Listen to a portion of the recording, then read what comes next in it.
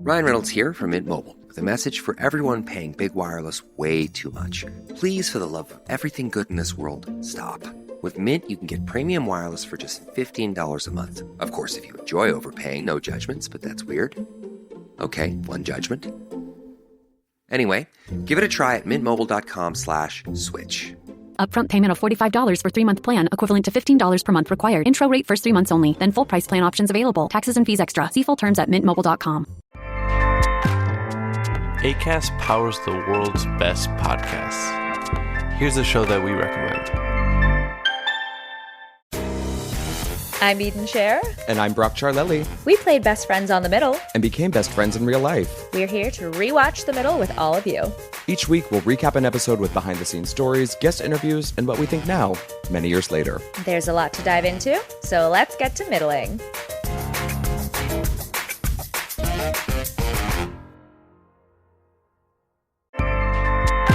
Acast helps creators launch, grow, and monetize their podcasts everywhere.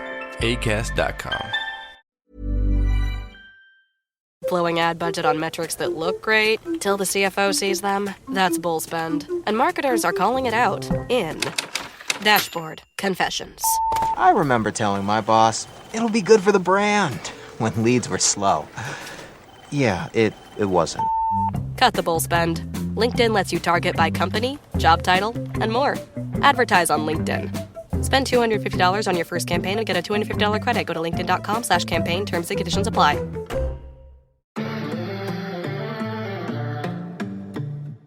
Hello, everyone, and welcome to Tech Magic. I am your co-host, Cathy Hackl.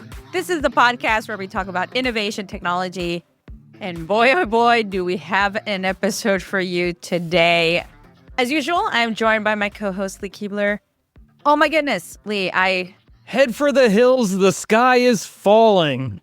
Oh my gosh, I thought we were going to talk about DC and Davos and everything that transpired. I was ready to talk about NAMM show in Anaheim. We've been on our, we're traveling in tech. Look at us do our tech thing. We have a nice rundown, which our producer Lily put together. But the world had other plans for us. The benefit is I think we're having a better day than most tech CEOs. Yes, I think so. You know, my portfolio could be doing that bad. I've diversified. Crazy. Okay, so, for anyone that's been under a rock when this actually, we're recording Monday, the 27th, and this will go live on the Who knows what's going to happen by Wednesday? Oh, my gosh. So we're going to have to re-record, I don't know, emergency episode. But the last 24 hours, I don't even know when this all started. It started over the weekend. DeepSeek just took over everyone's newsfeed. Top of the charts. Then I really heard about it in some of my groups that I'm a part of for Summit. And then people were asking about it. And I was like, well, it's actually, when I shared about it, it was like number 9 in the charts for apps for iPhone. And now it went up to number 1. It's been crazy. It's been a crazy couple of days, but maybe let me take a step back. You spent a little bit more time with DeepSeek than I have. 30 seconds more time. I don't want it on my phone. So I'm like, I don't know. But anyway. Maybe you can give us kind of a little rundown. What's going on? Yeah, so DeepSeek seems to have come out of nowhere, but it really hasn't. It's something that's been cooked in the background for a little while. And by and large, it really broke over the weekend. There is a fantastic breakdown of what happened by MSNBC, and it's about a 40-minute special. If you really want to deep dive into it, and it happened 3 days ago. It's a really good breakdown of what happened. And then there's 30 minutes with the CEO, Perplexity, that I think is probably the least biased opinion on what's going on, which I can appreciate. Well, it's interesting. There is this whole Perplexity TikTok conversation happening at the same time. No, I don't think it's that. So Perplexity's approach was they didn't want to own the model. They want access to the algorithm, though. They want access to the algorithm, kind of like what Apple had announced with Apple AI, right? Which who knows what that's going to boil down to at this point. But the idea of it's a feature, and that's the thing that Perplexity is really held on to, is we can make really good apps out of this. So they've never wanted to own the model. And I think that does give them a little bit more validity in what they're saying. Now, yes, there is this whole conversation in the background about Perplexity wanting to buy TikTok, but so does Mr. Beast. It's like a joint venture of some sort, a merger. It was a merger. That was the word they used. And it's the whole TikTok thing seems like it happened last year. I know, right? It hasn't been last year. It's just been a week, literally a week in tech news with inaugurations and World Economic Forum meetings. Which now let me just say out loud that every single CEO that was sitting at that inauguration kind of just got caught with their pants down of like, you were not paying attention. Obviously, your attention was in the wrong direction because you just had your lunch eaten by the stock market. Here you go. You and I talked about this last year, and I want to bring it up to everyone listening to the pod. No one should be surprised. If they listen to our podcast, I brought this up last year when I talked about Kai-Fu Lee speaking at FII in Riyadh. FII is the Future Investment Initiative. They put together these events. They have Davos in the Desert, which happens in Riyadh in October. They have FIU Priority in Miami, which is happening in February. I'm actually going to be there. Kai-Fu Lee mentioned the models that he's working on with his companies being trained on a fraction of the cost of what any model in the US is trained on. So we had talked about this. It's been out there for a while. If no one was paying attention, you cannot say you were surprised. Like, to me, it was like, come on, people. And then couple that, Lee, with all the conversation that was had in Davos, not so much here in the US, where they announced the $500 billion investment in AI infrastructure. And all of that headline just got flushed right down the tube. But what the conversation on Davos was AI architectures, right? And new frontier models, new AI architectures, what you and I are going to get into in a bit. But no one should be surprised. That's the thing. If you were paying attention and understanding the signals and reading the stories and reading between the lines, you would have said this was bound to happen. Yeah. So effectively what happened is like, yes, this is an open source platform. Yes, it did come out of China. And yes, it was trained on significantly inferior hardware, which actually makes it stronger, right? It is that whole concept, like AI is learning the rule of whatever doesn't kill you makes you stronger. So they're on this very inferior hardware. Okay, I'll stop you there. AI and the word kill should never be in the same sentence, but okay, I'll let it slide.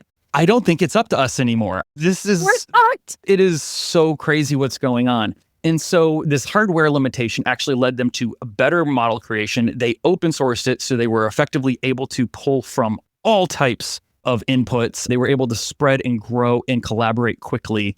And quite literally, they're on the path to do what ChatGPT, when it was OpenAI, when everything was focused on being open, they had a good strategy. And then they left that strategy for the almighty dollar. And all of a sudden, their ability to grow hits this wall and they don't understand why. And that is because for growth of a technology, not for a profit margin, but for growth of a technology, open sourcing will always win. You just can't beat it. So if your goal is to grow quickly and leanly and sustainably, yeah, you go towards an open source model. If you have to make shareholders happy, obviously that's a closed source model. But this is the revelation of why nimble and agile innovation always seems to surprise the world, because we keep thinking that large companies with unlimited budgets can solve problems, and they can't. They can buy solutions. And buying solutions is not always the best way to do something because it means it's resting on other accolades. Now, what I do love about this is the irony that DeepSeek basically just scraped all of the other existing AIs and beat them at their own game. And I'm just like, clue Alanis Morissette here. Like, this is isn't it ironic? You ought to know, and isn't it ironic? Yes. It's both, my friend. Yes, quoting Alanis. But yeah. The digital prophet. The digital prophet, Alanis Morissette. And anyone, I hope most people get that reference. My hope is that they do. This is really interesting. And you were able to play with it. I didn't want it on my phone, to be honest. I was like, I'm staying away from it. By the time I wanted to kind of maybe test it out, you couldn't really get it. Right. And so, but you can access it through web browser. And so I wasn't able to put it on my phone either. And this is not telling people to go do it. This is what I did. This is part of my job. I have basically a computer that I'm always reformatting and toasting. Like, that's what that computer does. Like a burner phone. But it's like a burner phone, but for a computer. Version. It's just what it is. I mean, like, I'm just going through the browser side of it and playing with it. It honestly took me a long time I kept refreshing and trying to get into it until it finally allowed me in. And here's what I only asked it one question. And it is, okay, so everyone... Very important question. It's a very important question, but let me preface it with this. We always thought that we would know AI was there if it could pass the Turing test, if you could actually convince me that I'm talking to a person. What we didn't realize is there would be an AI version of the Turing test that humans could ask AI to be like, is this thing actually broken? And it's one simple question, and I'm sure everyone is sick and tired of hearing it, but is how many letters, how many R's are in the word strawberry? Nothing can seem to answer this question. And surprisingly enough, it's not always consistent. So I asked Perplexity. Perplexity says there's 2 R's in the word strawberry, 1 in the word straw and 1 in the word berry. Obviously, this is incorrect. I asked ChatGPT. It just blatantly says there's 2 R's in the word strawberry and doesn't give me any explanation. Gemini, however, says there's 1 R in the word strawberry and doesn't give me any explanation. So this is what I use as my first litmus test when talking to an AI. So I go and I ask DeepSeek. Not only does it give me the correct answer that there are indeed 3 R's in the word strawberry, it goes through and I can watch it break down its logic. So it says, well, let's find out. We're going to break strawberry into individual letters. S is not an R, and it goes through every single letter, and then it comes to the conclusion that there are 3, but it doesn't stop there. It says, just to be sure, let's double check. And it goes from vertical to horizontal breakdown. It says, indeed, there are 3 R's in the word strawberry. So it's showing you its logic to answer a very simple, rudimentary question to most humans who speak the English language. There are 3 R's in the word strawberry. It's the only one to get it right. So we don't really know completely what's happening in the background here, but we know that it is pulling a lot of information, and it is not, as much as Sam Altman would like to, and he publicly said this, so eat your strawberries, Sam Altman. It is not copying ChatGPT on everything. I'm sure it's copying something, but it isn't just a rehashed reskin of ChatGPT. Yeah, it's just wild what we're seeing happen here. And the fact that it can run on this lesser hardware has obliterated NVIDIA stock today. I think NVIDIA will bounce back. Well, I mean, obviously it's going to evolve and change by the time this goes live, but it was down 14, 13%? The last I looked, it was 500 16. billion. I think it was a 500 billion obliterated. I mean, it ebbs and flows, right? Now, it ebbs and flows. But actually, I think, in hindsight, it's a healthy correction. There are conspiracy theories floating around that they're using DeepSeek to offset and change their financial approach because they recognize a correction's needed and you have to have a scapegoat to point to. I've seen those. I've heard everything. I saw something on LinkedIn. Oh, the timing of it. It seems... Oh, the timing is super suspicious. I'm not going to lie. Well, we just get a cyber attack? Did DeepSeek just get cyber attacked? I don't know. It's just you know what it feels like? It's like a telenovela for tech people. Mm-hmm. Mm-hmm. Yeah, it's so many, I don't know. It just feels like a telenovela right now. It's super soap opera-y. Yeah, it's crazy. Yes, right? Yeah. But more the Latino type, which is more dramatic. Yeah. And I'm Latina, so I get to say that. I guess I grew up watching novelas, okay? People, so don't come after me, okay? I grew up watching them with my grandma, my abuelita. So anyway, this is where you and I were talking in our Slack, having a conversation. I said, this moment, first of all, should not catch anyone by surprise. And then this moment in time, personally, I think it's a moment for the United States to recognize that it leads in spatial and XR technology. Here's why. Because the data at the end of the day is what's going to power models, and it's going to power frontier models. It's going to power physical AI. In order for us to get to that nice, beautiful curve that Jansen showed us at CES that leads us to physical AI, you need to have data beyond written word data, right? Or data has been created. You're going to need physical world data updatable in real time. The only way to get that is through autonomous vehicles, through devices that scan the world, through wearables, et cetera, et cetera. That is where I think there's a lot of power. And Jan Kuhn from Meta at Davos was talking about new AI architectures and frontier models. And he said, laughingly, in 5 years, no one's going to use LLMs. Which I agree with. Yeah, I mean, this is true. We're evolving. Where is the data going to come from? It's going to come from the physical world. It's going to come from a lot of these devices. It is going to be synthetic, but also real world updatable.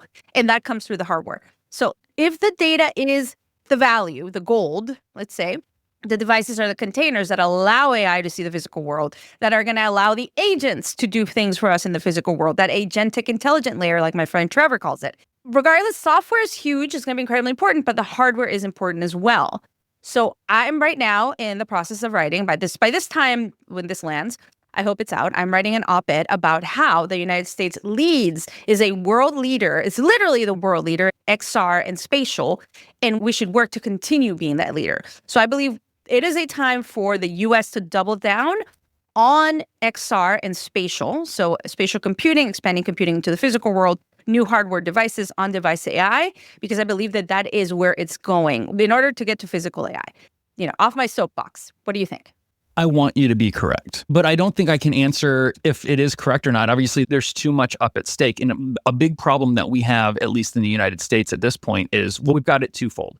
One, every major hardware distributor for XR technology that's currently pushing forward also is incredibly distracted by everything else currently happening, right? So the major tech drama of 2025 thus far has focused around social media, has focused around AI, and somewhat focused around XR. These are the three key pillars of where major tech is focusing. And every major technology company thinks that they are the leader of all three. And you can't be. I'm sorry. It's just impractical. And so this is where we go back to all of these major tech companies are simply buying solutions as fast as they can buy it and praying that they can duct tape it together. It is the very reason why Instagram is a broken app. It works. I love Instagram. But its layout, ever since, if I want to learn, you know what I mean? They keep moving this stuff. It's all experimentation. And I'm not just using Instagram as the only example. This is true across the board. There just seems to be this lack of focus by these major tech companies because they feel like they're in such an arms race. But to where? Physical AI. Maybe. But it really just feels like at this point with the AI, yes, there is an arms race for AI, and it is firmly China versus the United States. That's where we are right now. We have a new administration that's trying to figure out where they're going to allocate money. I don't know if they know what they're doing when it comes to this type of stuff, or if they're just, who knows? It's all tumultuous at this time. So I will say this is what does give me some, and maybe I'm reading tea leaves here a little bit, but we do need to talk about the fact that Google bought a chunk of HTC's development team. They bought it for a song. $250 million to buy that division is surprisingly low to me. And a lot of people are saying, well, that's because HTC is so far in the background that what are you going to do? But that's not calculating how influential HTC is in China's VR market, right? So the China VR market really is down to HTC Vive and Pico. Those are the two big ones. And I think Huawei's in there, but not to the level Pico is. Well, and what's the name of the glasses? X-Real? X-Real, yes. But X-Real is actually available globally. And it's available in Europe. That's true. And it's available in Europe. But now because Pico is owned by ByteDance, and ByteDance is now struggling with this whole TikTok situation. See, everyone wants to say TikTok's the issue, and it's not. ByteDance is the issue, but we're not calling it by its name. We're using TikTok because it's what the masses understand. But TikTok's owned by ByteDance. ByteDance also owns Pico.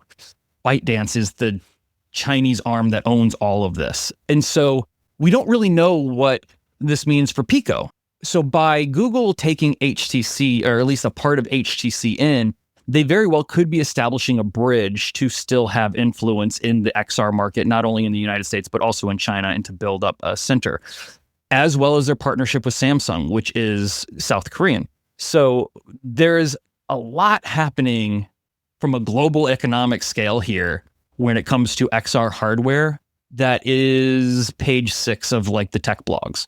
But it's necessary things. It's just not the soap opera that we're enjoying. Telenovela, yes. No, I get it. But this is why I think people are not paying attention. You're going to need new devices and new hardware to get more of this real-time data, to train the AI, to be able to see and all these sorts of things, right? It's real-time updatable. That's going to come from new hardware. It's going to come from existing hardware, et cetera. Yeah. Right? But that's where I think the power is. That's where the huge opportunity for AI, not to play catch-up, but for the U.S. to lead and continue to lead, because truly the advancements in spatial and XR, huge. It's the interface for AI, right? For me. I agree with you. I'm going to throw a wrench into the argument. Okay, throw a wrench. Come on. So the wrench that I throw into the argument is yes, but where is that hardware being manufactured? Well, good point. In China. And most so of it. I mean, most of it. Right? I don't know where Orion's going to be produced, right? But I'm sure Zuckerberg's thinking about something there. Yes, we do. It's going to go to Malaysia. Of course it is. This is just where we've ended up. And this is why the CHIPS Act was so important. The Biden administration's CHIPS Act was a conversation about where is this stuff being made. Yes, Intel has had a very tough couple of decades. So we do have that to take into consideration, but at least that conversation was happening. I really don't know what's going to happen here because the second that these things do get manufactured in China, they will get duplicated. That's pattern. So I don't know. Yes, I think the brands will lead to the distribution of hardware. It is a boon for the United States if they do it correctly. But we're going to have to start having a conversation about how much of the big 5, big 7, however many numbers you want to throw out at these large tech companies, moving this type of development and creation into outside of their reach just to save money. It's starting to fall apart. It's not too late. Right. No, I agree with you. I don't think it's too late. And here's something you mentioned, the CHIPS Act. So in writing my op-ed, I was doing research, right? I'm part of the XR Association here in DC. And in the CHIPS Act, they actually recognized immersive technologies as a key focus area, highlighting its importance in maintaining U.S. competitiveness in emerging tech, right? That's one thing. Then you also have a bill that was introduced in late December of last year, the United States Leadership in Immersive Technology Act of 2024. It's a bipartisan bill talking about the leadership in XR technologies. There's also Immersive Technology for the American Worker Act, HR 3221. It's a bill to create funding for XR efforts and making a stronger workforce. So I think that from a governmental standpoint, there is work being done right now to focus on XR and spatial, right? And I think in light of everything that's happened in AI, I personally, once again, I think we should double down on where we lead, and we lead there. I don't know how much longer we'll lead there, right? But I do think we lead. Okay, so this is where the conversation has to turn a little political, which I know we try not to do on this show, but this is 2025, y'all. The technology decided it was going to be political. We have to invest in education at the core of it. Yeah, I do agree with investing in education and digital literacy, AI. Until I see that, it's all hope and mirrors. Well, you're the son of, were both your parents teachers? They were both public school teachers, and my dad was one of the early technology public school teachers. He taught technology. He was a shop teacher who converted to tech ed because that was the direction the future was going. Mm-hmm. Arguably, shop class was teaching technology. Then the technology changed, and then now shop class had to teach computers because computers started doing CAD and started doing milling and all of these things, which totally makes sense and was correct. Well, now computers and robots make our furniture, but okay. Right. We've had this debate about STEM education for like the last 10 years, if not longer. And it is incredibly necessary. And we have to get a grip on how we're not only teaching it through high school, but through college and making truly collegiate strides into better technology education across the board. Until we're leading that, we won't lead.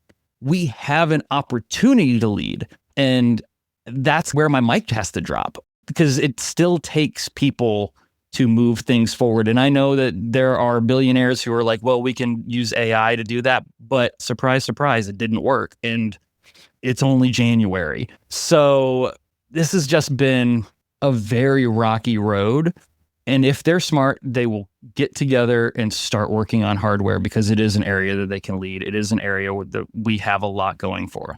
I also think here in DC, the conversation should go beyond AI infrastructure, 100%. I'm a total optimist.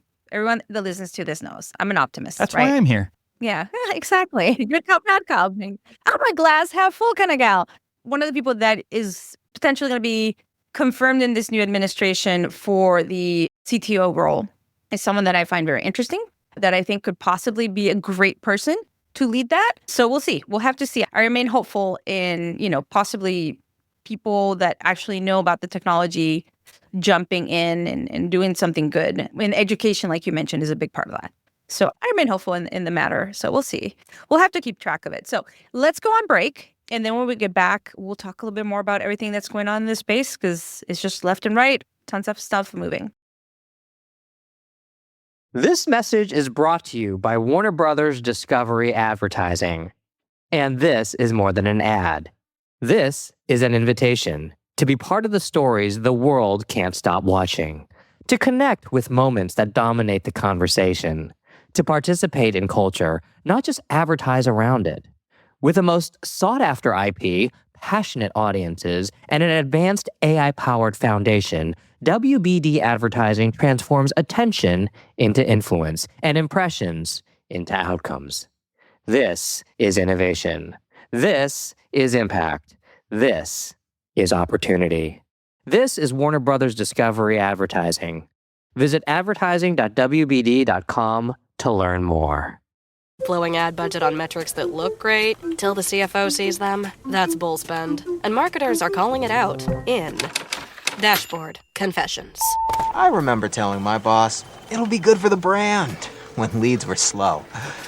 Yeah, it wasn't. Cut the bull spend. LinkedIn lets you target by company, job title, and more. Advertise on LinkedIn. Spend $250 on your first campaign and get a $250 credit. Go to linkedin.com/campaign. Terms and conditions apply. Ryan Reynolds here from Mint Mobile with a message for everyone paying big wireless way too much. Please, for the love of everything good in this world, stop.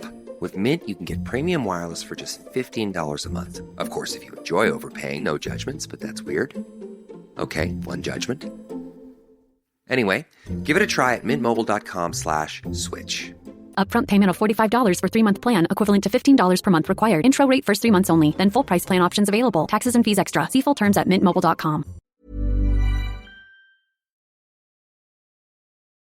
All right, everyone, welcome back. So we'll continue our conversation here. By the way, did you test out OpenAI's operator? You got to have the nice, expensive subscription, but it seems like, doesn't that feel like that was like months ago? Yeah, Google did the same thing with Gemini. They've got a really interesting platform for how to put together like true research documentation. It is paywalled, and I think that this is that argument towards open source and just letting if you want it to grow and grow quickly, you just need to take the loss and let people use it. Again, this works against bottom line. And when you have billions of dollars of shareholders that you have to make happy and you're leaving things on the table like this, but it goes one way or the other. And I think we're seeing that right now. And let me be really clear. DeepSeek is open source right now. They can change that licensing. Yeah, they could change that any second. Yeah. The only thing that is truly shocking about this is the way that it's currently being built, especially their R1 platform, is that it is feasible to run it locally. It takes some pretty extreme hardware today, but it won't take that much tomorrow. And so there's already proof of concept of being able to remove this and run it locally. So while they could go to a closed source route, which is what OpenAI threatened to do back and forth, what feels like a decade ago, but was only last year, that could happen here.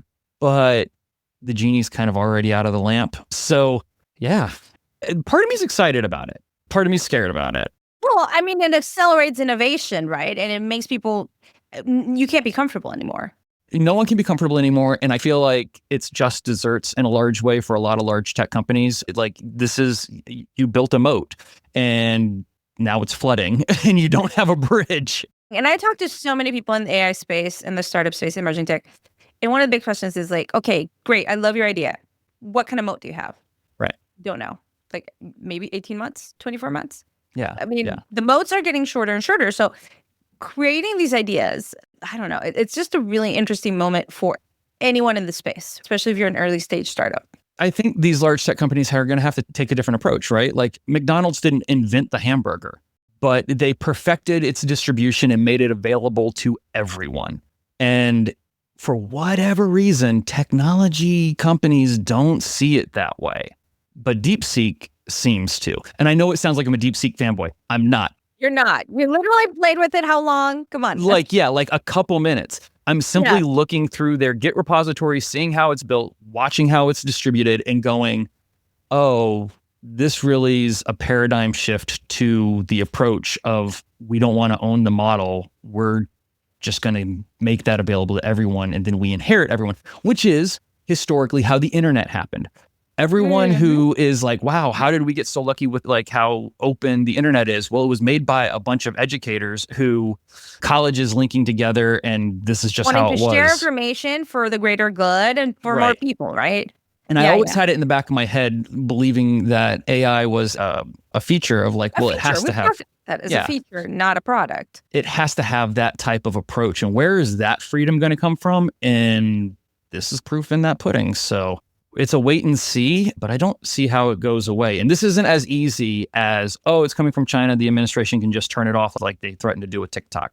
No, this is an open source product that has already hit the Git repositories and is quickly, rapidly being just redistributed and copied and duplicated over and over again. The roots have grown. Yeah. It's really interesting. If we're going into such an interesting moment of geopolitical, technological shift and tension. And I think it has a theme. Shut up and build. Stop showboating. Stop getting out there and trying to brag and all of this nonsense and like trying to be techno rock stars. Please retire that term and shut up and build. I will tell you, I'm building more than I ever. Yeah. My use of AI has skyrocketed over the last 3 months, and I feel hypercharged. Like, I'm loving Claude. I'm building little apps there. Like, I'm doing all this stuff. I truly feel like an augmented human because I know very basic coding, right? Very minimal basic, like talking minimal, right? Mm-hmm. But now I feel super empowered, right? I just feel so empowered. I'm like, wow.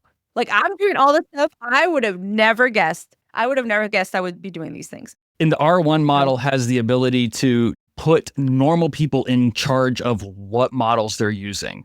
They are taking this, it's so easy a caveman can do it approach, if you remember the old Geico commercials. And that is their formula. And the growth rate from that aspect, I think it's going to be shocking. We'll have to see. I will say this. So I did go to NAMM last week. Yes, let's talk about that. So let's talk about NAMM. I want to talk about the Super Bowl that's coming up and ads. Yeah, and then I think, we had an amazing rundown. Like, I can't even remember anything else. So let's talk about NAMM. Sorry, Lily. Sorry, Lily. Sorry, producer. So for those who don't know, NAMM is in Anaheim, California every year, and it's focused around music hardware, music instruments. It's for musicians, producers, but a lot of technology. It's the CES for the music industry, and it happens like the week after CES. So there's people who have to go to both, and they just look exhausted. Yeah. That's like CS and Davos. Yeah, it's just too much. Do CS, Davos, and then, oh my gosh. will.i.am was probably did. Yeah, well, I think he had to focus on Davos on this one. Well, he was there. He made some interesting announcements. And CES, yeah. But here was the thing that got me. There was a complete desert of conversation when it came around AI. No one was talking about it. Okay, you told me that on Slack, and I was like, that is really interesting, because everything in DC, at least in the tech circles I'm at, it was AI and blockchain everywhere, crypto, whatever. We're not going to go there. But then Davos was literally AI infrastructure, AI models, chain. Like, that baffles me. Tell me why you think AI wasn't the center of every single panel and conversation at NAMM. Now, I'm not going to say there were no panels. I'm sure that there were. Okay, AI panels, but it wasn't like every booth was an AI booth. Yeah, there were. I never saw a single booth. That's so interesting. Tell me why. It takes up the entire Anaheim Convention Center, which is massive. Big. It's huge. And no, there wasn't any AI booths. I didn't see one. And I walked that floor until my feet fell off. I think it has to do with who the end customer is for the conference, right? You're talking to creators. And the second you start trying to pitch a creator on kind of scapegoating their career using AI and making it simpler, like, people don't really want to hear that. And you're talking about an industry that openly embraced the concept of like auto-tune, right? So it's not that we're against cheat patches, right? We cheat all the time. How can we make this easier? But I think AI might be that one bridge too far for most creators, because then at what point do you have a purpose or an existence, right? And so NAMM truly, I think, held on to the idea that they are for artists and not content creators. There was also hardly any conversation about content creation. That's interesting. Yeah, there wasn't a whole lot about that. What an interesting balance there. Because I just came from the 1 billion follower summit, which is all creator economy, right? Yeah.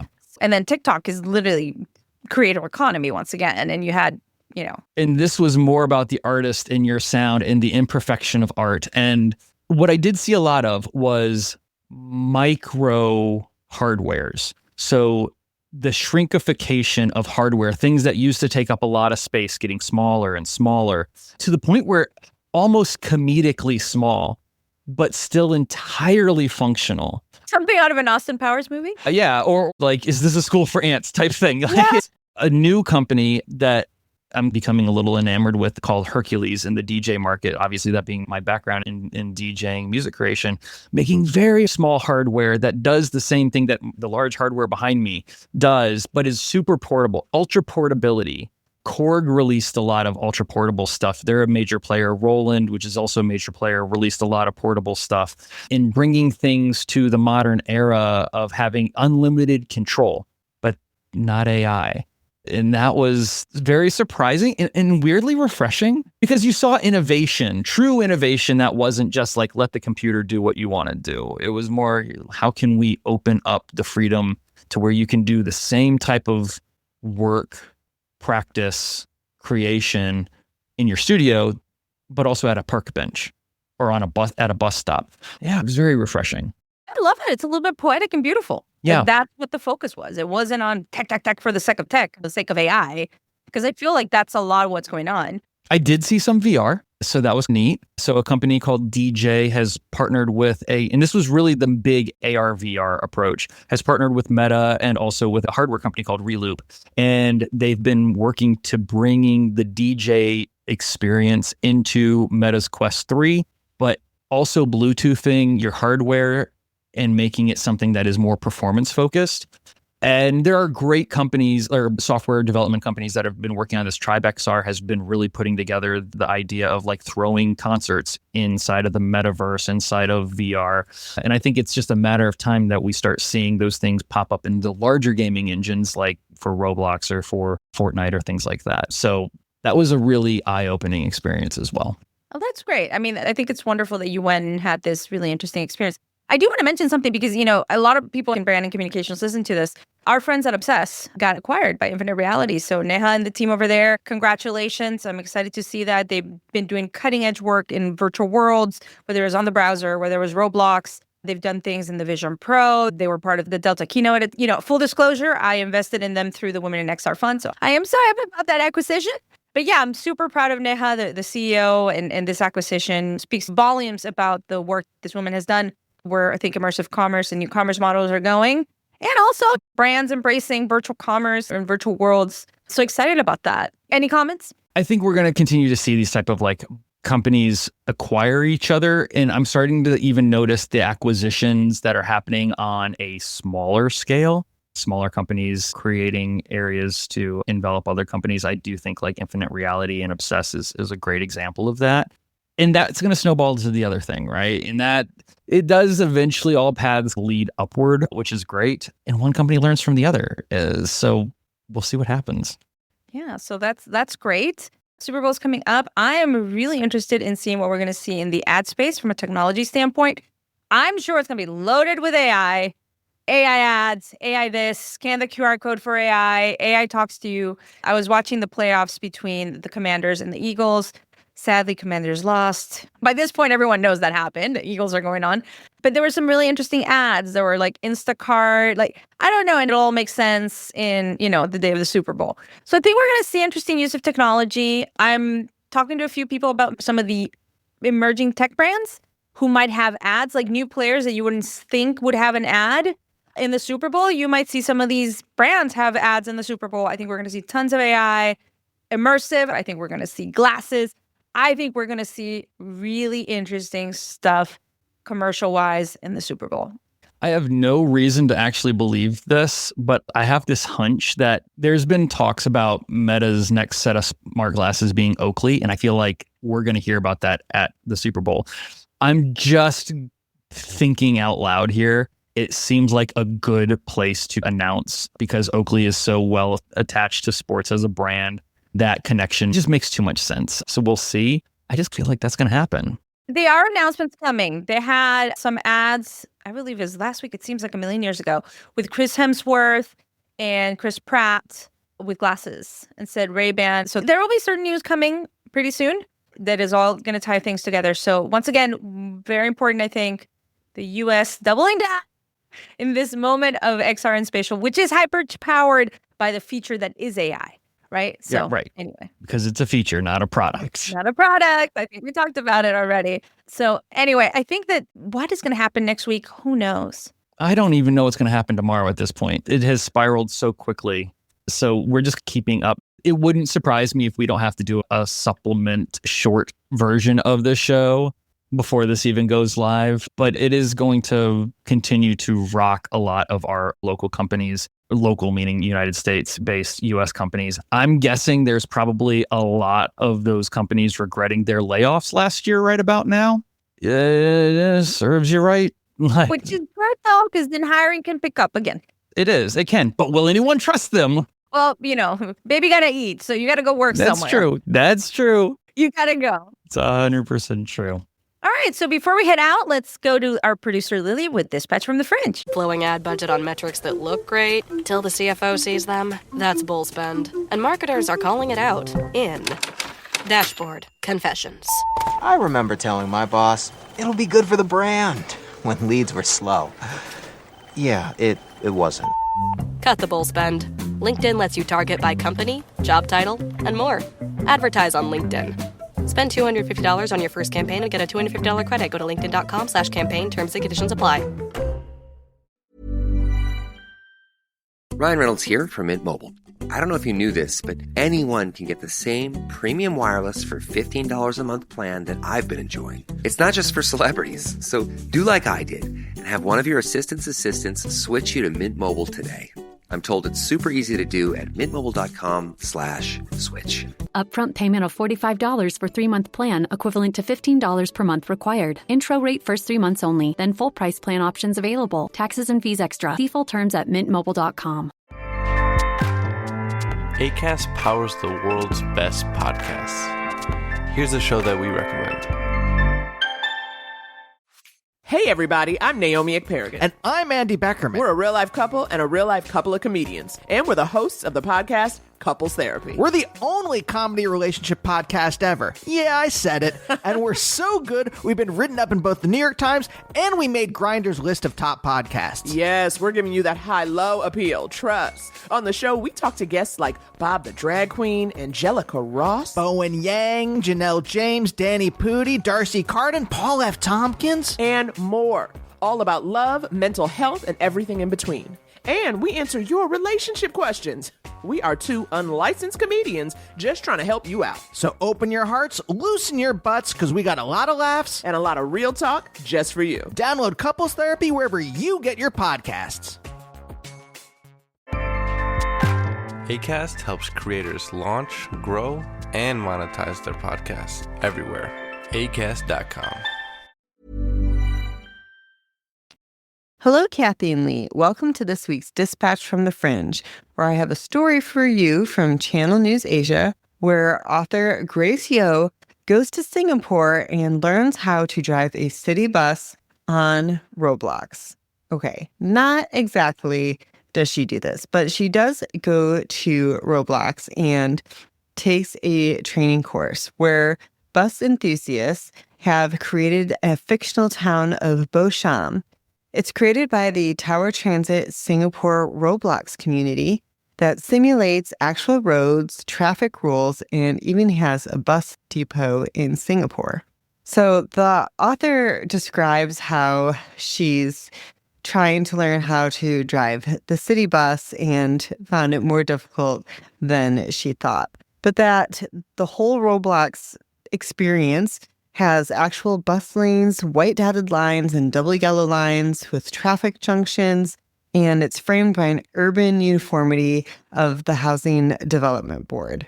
The TTSR founder, Danish Sai-Xuan, created the community way back in 2016, but the experience didn't begin operations until May 2020. He started with 2 buses, and today it is home to 25. Now, this isn't an actual affiliated bus operation with Tower Transit Singapore, but the community does try to mimic the real-world Singapore city busing as much as they can. For instance, if there's a new bus that is on the road in real life, they create that electric vehicle in the game. And it's a way for bus enthusiasts to tell what's going on and just create a whole simulation that they can participate in. So Roblox is a place where people can build any kind of world they want. And sometimes that's just a nice little city to drive a city bus. That's this week's Dispatch from the Fringe. Thanks for tuning in. All right. Thank you, Lily. Always interesting. Any last minute thoughts, Lee? Just the idea of students learning how to drive in Roblox gives me so many questions. I think logically, I don't want to be like the grumpy old man because I know when I was learning to drive, they were starting to play with computer simulations to start drivers. Moving into Roblox could be a good idea just to as long as they're not learning in Mario Kart, I think we're okay. All right? Because that's the whole point of Mario Kart. Yes, Okay. yes. But if we can just get the basic idea and then we graduate, I'm for it. Amazing.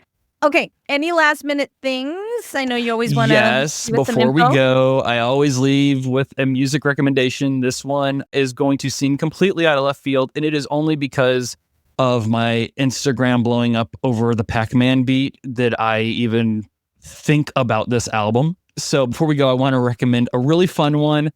For the children of the 80s, I'm going to recommend Pac-Man Fever by Buckner and Garcia, released in 1982. It's a super quirky album, celebrates the golden age of arcade gaming, catchy, it's got upbeat tracks. More than just Pac-Man Fever is on there. If you like Pac-Man, Donkey Kong, Centipede, if you're a fan of retro gaming itself and want just a playful throwback to the 80s, check out the fun trip down memory lane.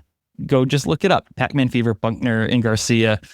I've had to start listening because people keep sending it to me, but it is a fun album and go and check that out. How about you? What are you reading? What are you into this week? I'm not reading anything right now. I'm finishing up my relationship book, which I mentioned last week. That's right. It's been a crazy couple of days on my end. So yeah, just pretty chill. I've just been chilling, enjoying the family. You know what we did? My son's birthday was coming up and he had his birthday party at one of those laser tag arcade places. Oh, yeah. It was super fun. I had a blast watching all the kids play and yeah. I loved laser tag when I was fun teen, in the fun in the physical world, and it was just interesting to see all of them talk about stuff and the games they play, and I don't know, spending a lot of family time this weekend, I would say. So nothing on my recommendations. We got through an entire episode without talking about Nintendo.